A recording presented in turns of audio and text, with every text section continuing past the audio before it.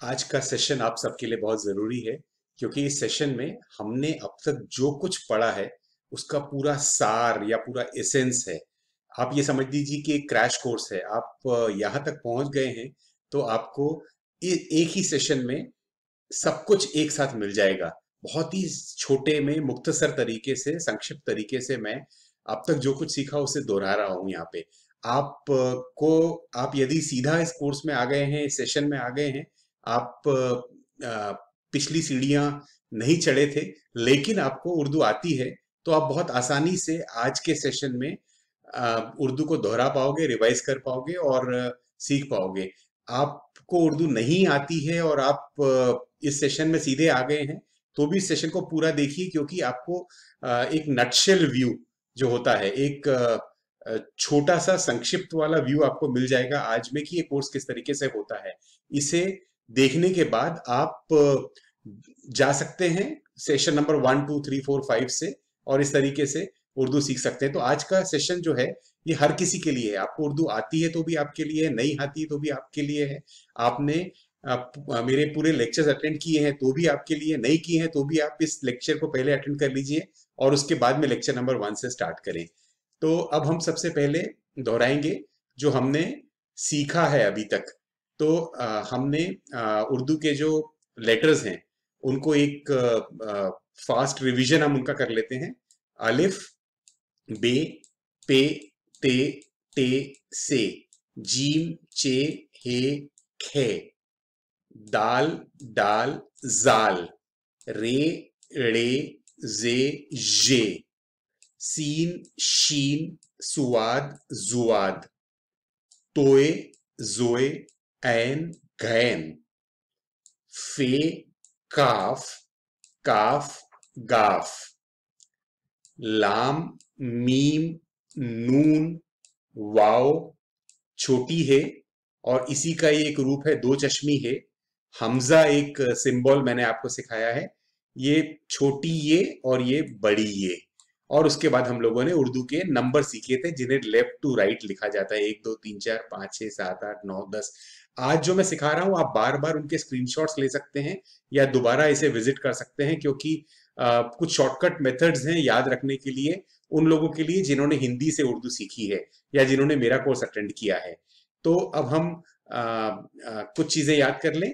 हमने ये अल्फाबेट सीखने के बाद हमने इनको जोड़ा कैसे जाता है देखा था और हमने एक एक्रोनिम आपको दिया था। मैं यहां लिख देता हूं, ये है उर्दू। ये जो एक्रोनिम है उर्दू लिखा है, यानी ये जो लेटर्स हैं, अलिफ रे वाला परिवार यानी रे रे जे जे, दाल वाला ग्रुप यानी दाल डाल जाल, और वाव, ये जो अल्फाबेट्स हैं, ये जो लेटर्स हैं, ये अपने बाद में आने वाले लेटर से जुड़ते नहीं हैं। तो जब आप अलिफ लिखेंगे या रेड़े जे जे लिखेंगे, दाल डाल जाल लिखेंगे या वाव लिखेंगे, उसके बाद आपको हाथ उठाना होगा। और इसका दूसरा, इसकी कॉरोलरी ये है कि इनके अलावा बाकी सारे अल्फाबेट दूसरे अल्फाबेट के साथ जुड़ते हैं। अब जब कोई अल्फाबेट दूसरे अल्फाबेट से जुड़ता है तो उसकी शक्ल अधिकतर तौर पर आधी हो जाती है। कुछ कुछ ऐसे अल्फाबेट भी है जिनकी शक्ल आधी नहीं होती, पूरी शक्ल कायम रहती है। तो वो भी हम उनके बारे में एक बार और दोहरा लेंगे उनको। अच्छा, तो ये अल्फाबेट सीखने के बाद हमने दो चश्मी हे का इस्तेमाल करते हुए कुछ ऐसे साउंड या ऐसी आवाजें बनाई या ऐसे ऐसे लेटर्स सीखे जो हिंदी में पाए जाते हैं और विदेशी भाषाओं में नहीं पाए जाते। तो हमारे अपनी मिट्टी की आवाजें हैं, तो उन आवाजों को भी हम रिवाइज कर लें। दाल में हे जोड़ के ध बना, ढ, ढ़, क में ह जुड़ा तो ख बन गया, ग में ह जुड़ा तो घ बन गया, ब में ह जुड़ा भ बन गया, प में ह जुड़ा तो फ बन गया, त में ह जुड़ के थ बन गया, ट में ह जुड़ के ठ बन गया, ज में ह जुड़ के झ बन गया और च में ह जुड़ के छ बन गया। तो इनको आपको याद रखने की जरूरत नहीं है, आपको ह लगाना है।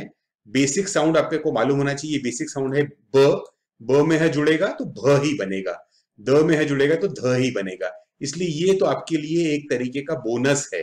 आपको जोड़ने का तरीका मालूम है तो इतने सारे अल्फाबेट आपको याद करने की जरूरत नहीं है। बाकी के ये अल्फाबेट जो है इन्हें आप बार बार दोहराएंगे और बार बार याद करते रहेंगे। अब ये मैंने यहाँ क्या लिखा है आप लोग गेस करके देखिए। ये ये वो अल्फाबेट्स लिखे हैं मैंने, जो अल्फाबेट जो ये जो साउंड दिखाई दे रहे हैं आपको, अलिफ जीम रे, ये जो साउंड है ये संस्कृत या ब्रज भाषा या खड़ी बोली या प्राकृत या पाली या हिंदुस्तान की दीगर जबानों से हमारे पास आए हैं। यानी कि ये साउंड या ये आवाज बोलने में आपको किसी किस्म की परेशानी नहीं होनी चाहिए अगर आपको हिंदी आती है तो। अलिफ अ की आवाज देता है, जीम ज की आवाज देता है, तो ये हिंदी के मिलते जुलते साउंड है।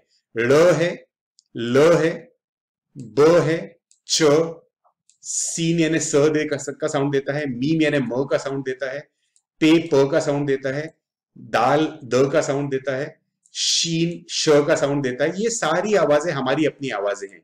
नून न की आवाज देता है, ते त की आवाज देता है, दाल ड की आवाज देता है, काफ क की आवाज जो कमल वाला क है उसकी आवाज देता है, वाव जो है हिंदी के व की आवाज देता है, टे जो है ट की आवाज देता है, रे र की आवाज, गाफ ग की जो गमले का ग होता है उसकी आवाज देता है, हे जो है वो हिंदी का जो ह है उसी तरीके से लिखा जाता है, और ये जो है वो य की आवाज देता है। तो ये आप इसका स्क्रीनशॉट ले लीजिए बेशक। ये सारे साउंड हमारे भारतीय आवाजें हैं, भारतीय स्वर हैं। इन्हें आप आसानी से बोल सकते हैं, लेकिन कुछ ऐसे स्वर हैं जिन्हें हम आसानी से नहीं बोल सकते, जिन्हें बोलने के लिए हमें प्रैक्टिस लगती है, क्योंकि ये अरबी और फारसी से हमारे पास आए हैं। तो वे साउंड ये वाले हैं। ये स है, आपने देखा हमने सीन सीन लिखा था, ये हिंदी के साउंड के लिए हम इसका इस्तेमाल कर रहे थे। इसे फारसी के लिए भी इस्तेमाल कर सकते हैं, लेकिन हिंदी के स के लिए इस्तेमाल कर रहे हैं। ये स जो है ये अरबी का स है। इसे इसे अरबी से ये जितने भी यहाँ पर डिजाइन आपको दिखाई दे रहे हैं, लेटर्स दिखाई दे रहे हैं, इनसे अरबी और फारसी के शब्द बनेंगे आपके लिए। हाँ, तो ये स हो गया, ये ज हुआ जुवाद, तो इसे ज का उच्चारण मिलेगा, ज का साउंड जो हिंदी में नहीं पाया जाता। हिंदी में ज पाया जाता है, ज नहीं पाया जाता। ये हे है, हमने ये छोटी वाली हे का इस्तेमाल हिंदी के लिए इस्तेमाल किया है, तो ये बड़ी वाली हे जो है इसे अरबी और फारसी के लिए हम इस्तेमाल करते हैं। ये तोए है, हमने ये ते जो है इसका इस्तेमाल त के लिए किया है, तो ये वाला त जो है ये अरबी और फारसी के लिए इस्तेमाल कर रहे हैं। ख, ये ख हिंदी में नहीं पाया जाता। हिंदी में जो हम क और ह जोड़ के जो ख बनता है खरगोश का, वो लिखते हैं, तो ये ख हो गया। इसके बाद में ये जोए जो है ज है, जैसे ये जुआद है, ये जोए है, ये दोनों अरबी से बनने वाले या फारसी से बनने वाले शब्द इनसे बनेंगे। जाल भी है, तो हमारे पास में ज है, जोए है, जाल है, और ये जुआद है। ये तीनों ज का साउंड दे रहे हैं, और ये जे भी ज का साउंड दे रहा है। तो चार चार अलग अलग लेटर्स हैं हमारे पास में जो ज की आवाज हमें दे रहे हैं। ये ऐन जो है ये भी अ की आवाज देता है, अलिफ भी अ की आवाज देता है, ऐन भी अलिफ की आवाज देता है। ये गैन जो है ये हिंदी में नहीं पाया जाता। ग, ये ग में जो ग्लोटल साउंड होना चाहिए वो निकलता है। ग के जो हलक के अंदर से जो आवाज निकलती है उसको ग हम कहते हैं, तो ये हिंदी में नहीं पाया जाता। ये ज है, ज हिंदी में बिल्कुल नहीं पाया जाता। जो टेलीविजन में जो ज होता है वो साउंड है ये फ है, हिंदी में फल फूल वाला फ होता है। ये फ के नीचे डॉट लगाकर हमने फ का इस्तेमाल किया है। जो फन होता है, फन यानी कला, उसके लिए हम इसका इस्तेमाल करते हैं। स्वाद है, ये स है, हमने से का इस्तेमाल किया था, से के लिए इसका इस्तेमाल किया था। स्वाद हम फारसी से और अरबी से बनने वाले शब्द के लिए करेंगे। काफ, हमने जो ये वाला काफ होता है ये हिंदी के क के लिए इस्तेमाल होता है। ये जो काफ है ये क है, क के नीचे जो गले के अंदर से जो आवाज निकलती है उसके लिए। तो ये जो इनका स्क्रीनशॉट ले लीजिएगा। इनकी प्रैक्टिस आपको बोलने की प्रैक्टिस करनी है। आपका उच्चारण शुद्ध नहीं होगा तो आपकी भाषा भी शुद्ध नहीं होगी, आपको उतना मजा भी नहीं आएगा। इसलिए आप इसको स्क्रीनशॉट लीजिए और इसकी बार बार प्रैक्टिस करें। अब हम बात करते हैं ये कुछ जो मैंने ऊपर आपको लिखा है उसी को मैंने शॉर्ट में लिखा है। ये यहाँ नंबरिंग की है। ज के लिए हमारे पास में 4 अल्फाबेट हैं। तो ये जाल है, जे है, जुवाद है और ये जोए हैं। ये चारों ज के लिए इस्तेमाल होते हैं। कहां पर क्या इस्तेमाल होना होगा, इसको हम जो सही स्पेलिंग है वो प्रैक्टिस से आपको समझ में आएगी। लेकिन ये चारों ज के लिए इस्तेमाल हो रहे हैं। स के लिए 3 इस्तेमाल हो रहे हैं, सीन है, से है और सुवाद है। तीनों का इस्तेमाल हम स के लिए करते हैं। त के लिए 2 इस्तेमाल करते हैं, ते और तोए। ये दोनों त के लिए इस्तेमाल करते हैं। ये ह के लिए छोटी है बड़ी है दोनों है हमारे पास, दोनों का इस्तेमाल ह के लिए करते हैं। और अ के लिए ये अलिफ और ये ऐन दोनों का इस्तेमाल करते हैं। इसके बाद अब हम अलिफ और ऐन की बात कर रहे थे, तो हम जेर जबर पेश को भी याद कर लें। अलिफ के ऊपर हमने अलिफ के ऊपर हमने यदि जबर लगाया तो अ बन गया, या किसी भी अल्फाबेट के ऊपर मैं जबर लगाया तो वो अ या क या ख या ग ऐसा बन जाएगा। और इसको हटाकर अलिफ के नीचे यदि हम जेर लगाते हैं तो ई, छोटी ई की मात्रा बन जाती है। और इसे भी हटा दूं मैं और अलिफ के ऊपर मैं पेश लगा दूं तो ये ये पेश का निशान ऐसा लगेगा। तो ये उ, छोटी ऊ की मात्रा, तो इसका मतलब अ की मात्रा, ई की मात्रा और उ की मात्रा के लिए हमें जेर जबर पेश का इस्तेमाल करना पड़ता है। ठीक है, समझ लीजिए। उसके बाद अब ये मैं आपको जो यहाँ स्लाइड ये जो दिखा रहा हूँ स्क्रीन के ऊपर में, ये अल्फाबेट ऐसे हैं, अलिफ मीम, ये अल्फाबेट ऐसे हैं जो खड़े रहते हैं जब सीधे लिखे जाते हैं। जैसे स्टैंडिंग होता है, वर्टिकल होता है, वर्टिकल है। अलिफ, मीम, तोए, जोए, ये खड़े रहते हैं, सीधा सीधा लिखे जाते हैं। ये अल्फाबेट ऐसे हैं जो जो बैठे हुए अल्फाबेट हैं, सोए लेटे हुए अल्फाबेट है आप कह सकते हैं। बे, पे, ते, टे, से, फे, काफ, गाफ, ए, ये सारे अल्फाबेट लेटे हुए हैं या बैठे हुए हैं। ठीक है। और ये जो अल्फाबेट है ये आधे हैं। आप अगर यदि आप इन्हें खड़े कहेंगे, इन्हें आप लेटे कहेंगे, तो आप इन्हें बैठे हुए अल्फाबेट कह सकते हैं। ये दाल, डाल, जाल, रे, डे, जे, जे और वाव जो है ये बैठे दिखाई देते हैं आपको लाइन के ऊपर में। तो ये इनको इनका लिखने का पैटर्न की प्रैक्टिस करिएगा। जब आप 4 लाइन या 2 लाइन की कॉपी बनाते हैं तो उन्हें किस तरीके से लिखना है इसकी प्रैक्टिस करिएगा। और ये कुछ पंक्चुएशन मार्क्स हैं जो हमें मालूम होना चाहिए। ये हिंदी से मैंने इक्विवेलेंट लिखा है।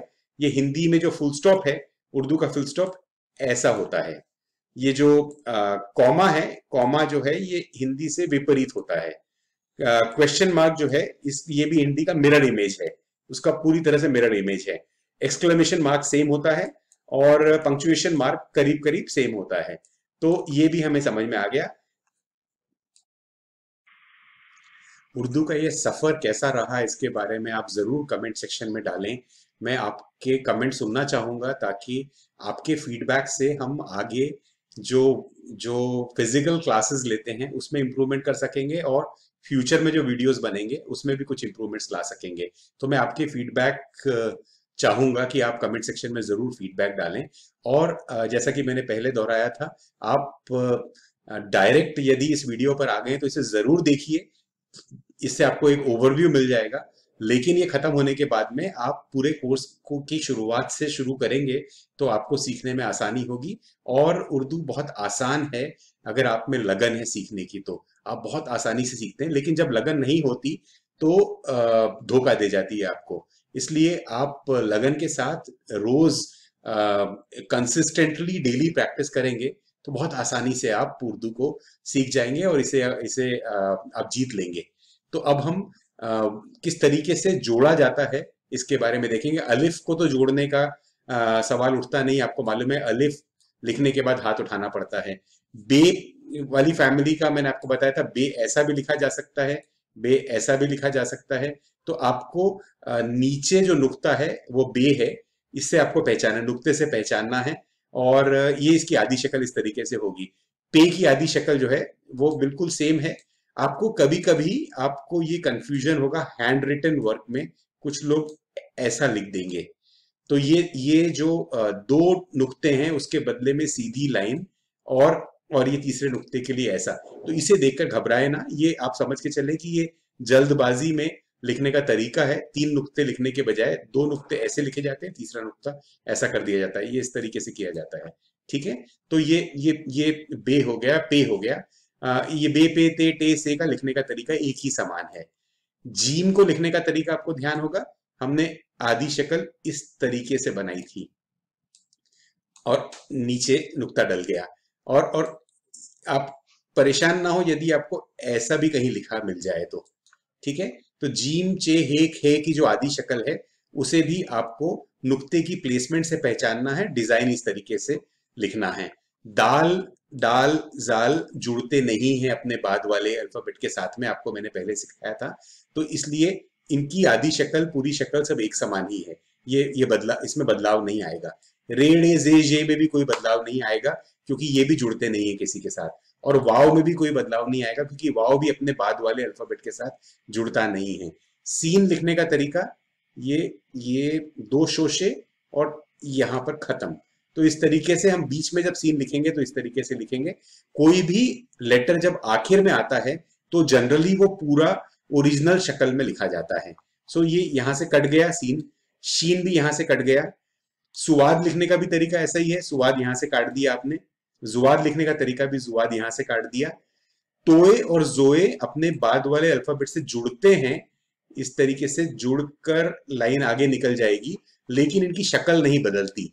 तो इनकी आधी शक्ल पूरी शक्ल एक समान है, लेकिन ये जुड़ जाएंगे तो इस तरीके से आएंगे और जुड़ेगा, जुड़कर आगे निकल जाएगा। एन जो है इसकी आधी शक्ल ऐसी लिखी जाती है। तो एन लिखने के लिए ये छोटा सा और ये इसके नीचे ऐसा, बस इस तरीके से हम इसको जोड़ देंगे अगले लेटर के साथ में। गैन भी सेम है। फे और काफ दोनों की आदि शक्ल ये इस तरीके से बनती है। इसके ऊपर एक नुक्ता लगा तो फे हो गया, 2 नुक्ता लग गया तो काफ हो गया। ये दोनों एक समान ही दिखेंगे। काफ की शक्ल, आदि शक्ल आपको याद होगा कैसे लिखनी है। मैं यहाँ पर थोड़ा सा मिटाकर आपको यहाँ पर काफ के लिए भी इसी जगह को इस्तेमाल करते हुए आपको समझा देता हूं। तो ये देखिए, इस काफ के लिए हम ये ऐसा बनाएंगे और इसके ऊपर इसको और बेहतर तरीके से मैं बनाना चाहूंगा आपके लिए। इसके ऊपर हम ये ऐसी स्लैंटिंग लाइन, तो ये स्लैंटिंग लाइन जो है इससे आप पहचानेंगे कि काफ है, और यदि इसके ऊपर 2 लाइन है तो गाफ है। ठीक है, लाम जैसा है वैसा ही लिखा जाता है, इसमें कोई चेंज नहीं होता, इसकी शक्ल वैसी ही रहती है। मीम लिखने का तरीका थोड़ा सा अलग है जिसे आपको समझना जरूरी है। मीम के लेक्चर में जाके देखिए या फिर यहाँ पर भी समझ लीजिए, शॉर्ट में मैं समझा देता हूँ। इस तरीके से बनाएं और ऐसे लिखें मीम। किताबों में कोई और तरीके हो सकते हैं, उसे भूल जाइए। मीम बीच में लिखने के लिए इस तरीके से लिखा जाएगा। और मीम जैसे किसी 2 लेटर्स के बीच में आ रहा है तो आप इसे ऐसा लिख सकते हैं, नीचे उल्टा, ये भी मीम हो गया।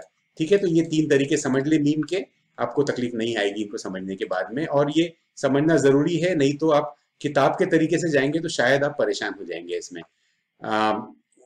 वाव जो है, ये हे जो है, हे मैंने आपको बताया था, एक तो 2 चश्मी वाला है, दूसरा हे ऐसा लिखकर इसके नीचे हुक लगाया जाता है, तीसरा हे आखिर में जब आता है तो ऐसा लगाया जाता है जिसके नीचे हुक नहीं लगाया जाता। और कुछ लोग इसके बदले में 2 चश्मी हे का भी इस्तेमाल कर लेते हैं।